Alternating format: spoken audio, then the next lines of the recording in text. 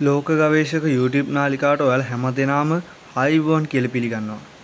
අද අපි බලමු ක්‍රිකට් ඉතිහාසයේ එදා මෙදා තුර සුපිරි දස්කම් පෑ ආරම්භක පිටුකරුවන් යුගල 10ක් පිළිබඳව. අංක 10 අමීර් සොහේල් සහ සහීඩ් අන්වර්. වසර 10ක් පමණ පාකිස්තාන කණ්ඩායම ප්‍රබල ආරම්භයක් ලබා දුන් පිතිකරුවන් වශයෙන් සඳහන් කළ හැකි.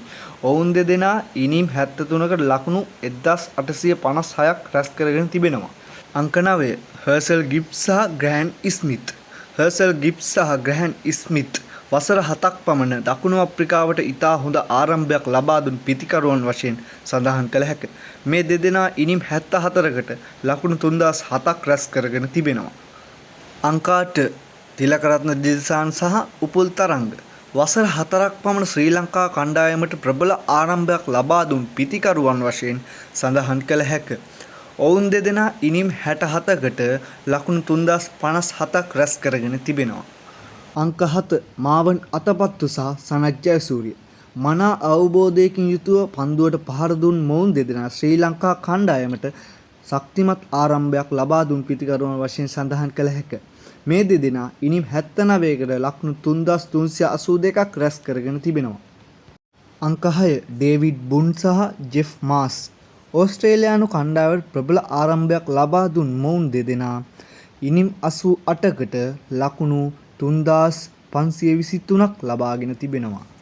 අංක 5 ඇඩම් ග්‍රිල්කිට් සහ මාක් වෝ. වසර 4ක් පමණ ඕස්ට්‍රේලියානු කණ්ඩායමට ආරම්භක පිතිකරුවන් වශයෙන් ක්‍රීඩා කර ඇත. මොවුන් දෙදෙනා ඉනිම් 93කට ලකුණු 3853ක් රැස් කර ගැනීමට සමත් වී තිබෙනවා.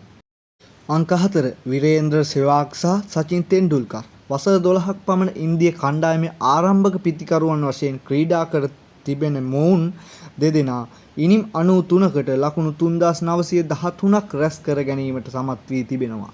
අංක 3 ගෝල්ඩන් ග්‍රිනිච් සහ ඩෙස්මන්ඩ් හෙයින්ස්. වසර 12ක් පමණ දකුණු ඉන්දිය කොදෙව් පිලට ප්‍රබල ආරම්භයක් ලබා දුන් මොවුන් දෙදෙනා ඉනිම් 102කට ලකුණු 5150ක් රැස් කරගෙන තිබෙනවා.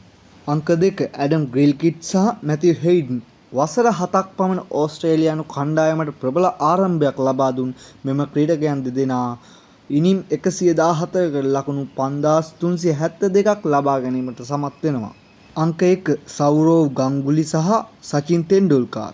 වසර 11ක් පමණ මෙම පිතිකරුවන් දෙදෙනා ඉන්දිය කණ්ඩායමට හොඳ ආරම්භයක් ලබා දී තිබෙනවා.